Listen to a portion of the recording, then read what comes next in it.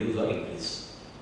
I want to buy a car, whether the car is going to be cheaper after the GST or it is going to be a costlier. I want to buy a TV or whatever it is as an end consumer.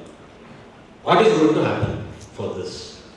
The third question which comes up is, after all the deliberations which happens generally, one question comes up is, so I am not able to see what exactly is the benefit of GST.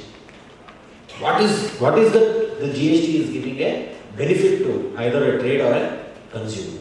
To answer all those things, I'll take a small example and explain how GST is going to work.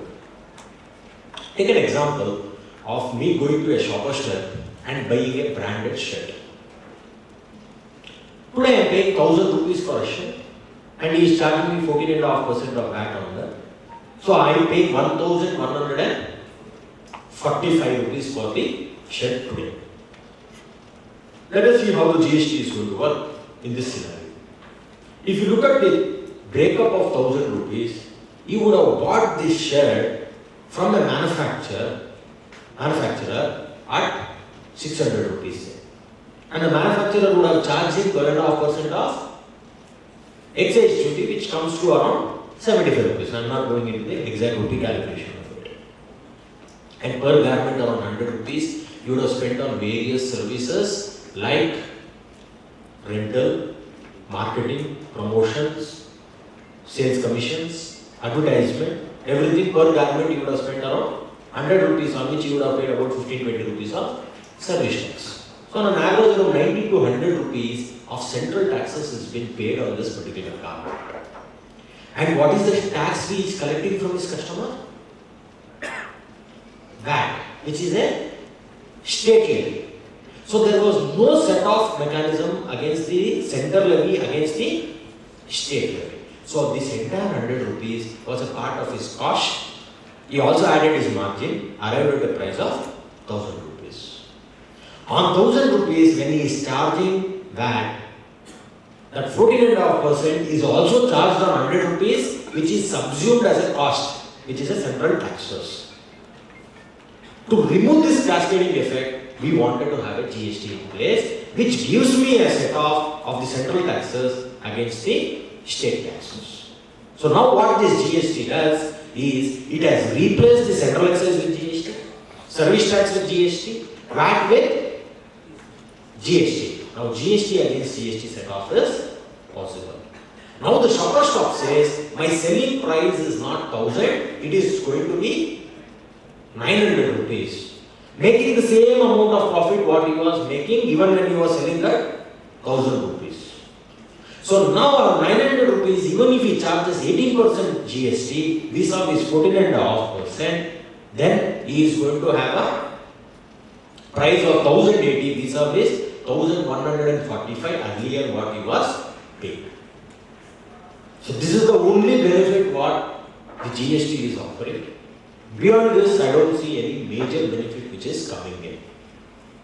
Only a service provider will be able to take the credit of VAT. A trader will be able to take the credit of central excise and service tax. So this is the only broad benefit which is there under the GST. So to have this, removing the cascading effect of the tax, we wanted to have GST in place. Then structure involved multiple taxes, rates not in synchronized with the global practices. So the multiple structures were in there. When India signed a part of the WTO, they were forced to get a unified taxation, subsuming all the indirect taxes. So that is where the GST came in. So this is neither the brainchild of UPA or the NDA. It was the brainchild of the international markets or international competition, I can say. That is where the GST has come into place.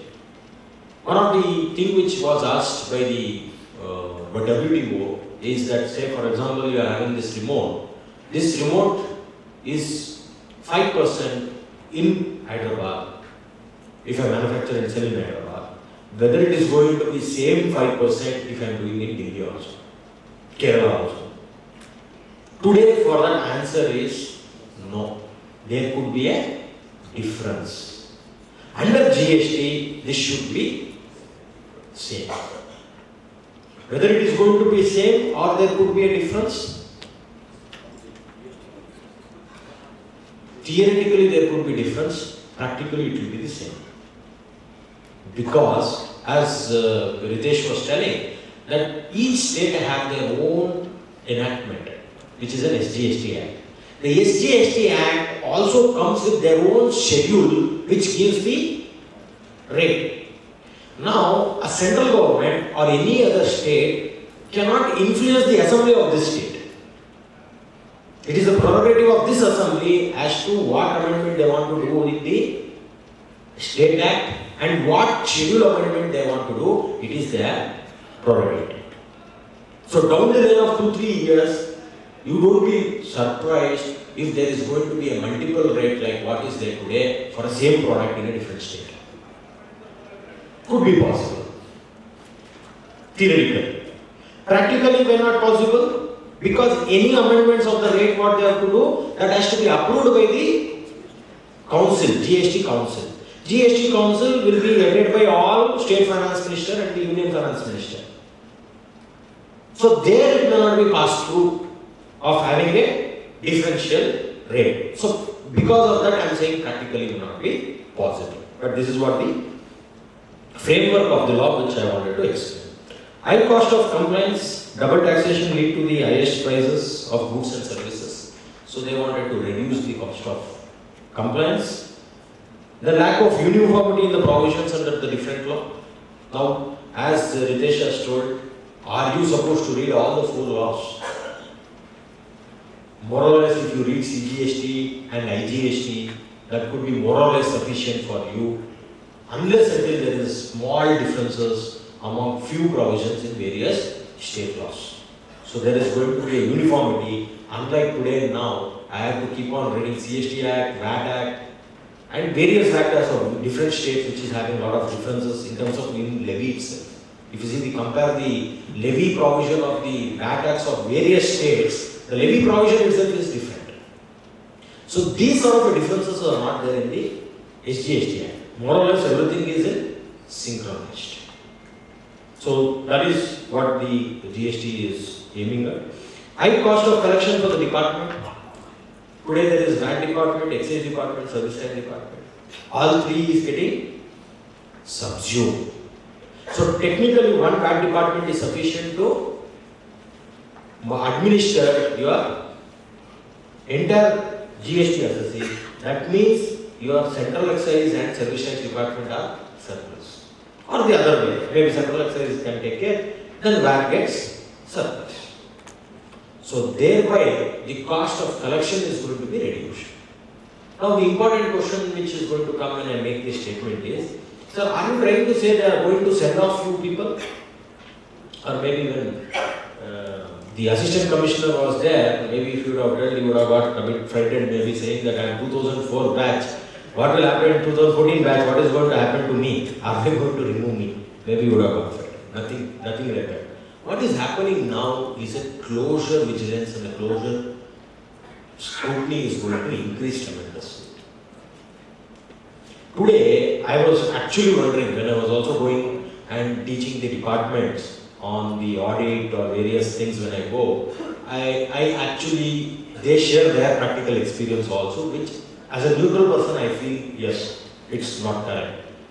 A company which is making 1,000 crores of turnover per annum, the audit party is given 1 week time to do a 2 years audit. That means 2,000 crores turnover audit has to be done in 1 week. And this person, he knows only the law, he don't know accounts, he don't understand the business scenarios, and he is supposed to do an audit. Now you tell me, if this challenge has been given to you, what is the contribution you can do? Not much. Because of the shortage of the team, they were not given a proper timing and things were being pushed. So all these auditors were coming with a common errors. These could be the errors. I am going to cement industry. He will put it in his WhatsApp group. I am going for a cement industry audit tomorrow. This is my first audit. Can you tell me what are the issues going to be there? So 4 or 5 superintendents will say, you check, this is the problem. FOC valuation is a problem. stock transfer is a problem, 4 or 5 he will say, you will make a checklist, he will come whether these issues are there. If that issues are there, 2-3 points came from my audit para, I have done with the audit. So that is how the department were doing the audit now, because of lack of time. Now, the vigilance is going to increase. When I say vigilance is going to increase, second question is going to come, sir, whether assessment is going to increase. Harassment, sir. Whether harassment is going to increase. So I leave that to you, you know what is going to happen. So this is what has been looked at as far as the GST is concerned. Then coming to some fundamental principles of the GST, we will be looking at a lot of the entire law in depth. But the first session I wanted to give some fundamental of GST, which will help you to understand the entire GST on a broad basis, on an in-depth basis when we look at in the further sessions to come. One basic fundamental which has to be clearly understood. If this has not been understood, there will be a lot of questions in your mind. Why this? Why this is going to be having a question? If this has been understood, why this? Most of things get resolved. This fundamental change is there is a change of taxation from the origin based to the destination based taxation. So what is this change of origin to the destination? Today, when I make a sale from state of Telangana to state of Karnataka against CFOM 2% or without CFOM full applicable of CST, the entire CST base goes to the credit of government of Telangana. Under the GST regime, it goes to the government of Karnataka, which is the consuming state. This is the broad difference which has been there. Because of this, your ITC rules are having certain conditions. Because of this, your registration requirements have certain conditions. Everything is there based on this particular scenario. Even in your transactional provision, why certain taxes has been given as a credit, why certain taxes has not been given as a credit, everything is dependent on this particular principle. For you or you as an you or your client as an assessee, it makes no difference who is taking what. Today I am paying the challan of 100 rupees. I pay challan of 100 rupees. It has been kept by Telangana government, kept by Karnataka government. I have no issues in terms of compliance. But this understanding will help us in understanding the law. One.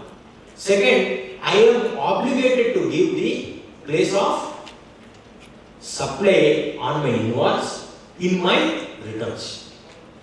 For every transaction what I make, I have to tell place of supply is state of Telangana or place of supply is state of Karnataka. That obligation is on me.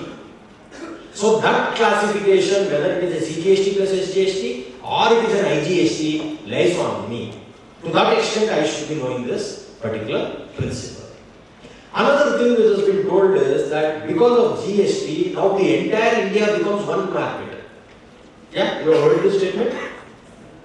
Why they are telling this is because whatever the rate is there in the originating state, that rate is going to be prevailing. So from where the goods are originating, that rate has no relevance. Today, the Andhra Pradesh government recently was forced to reduce the VAT rate on the cell phones to 5%. Why? Because Tamil Nadu government was doing it at 5%.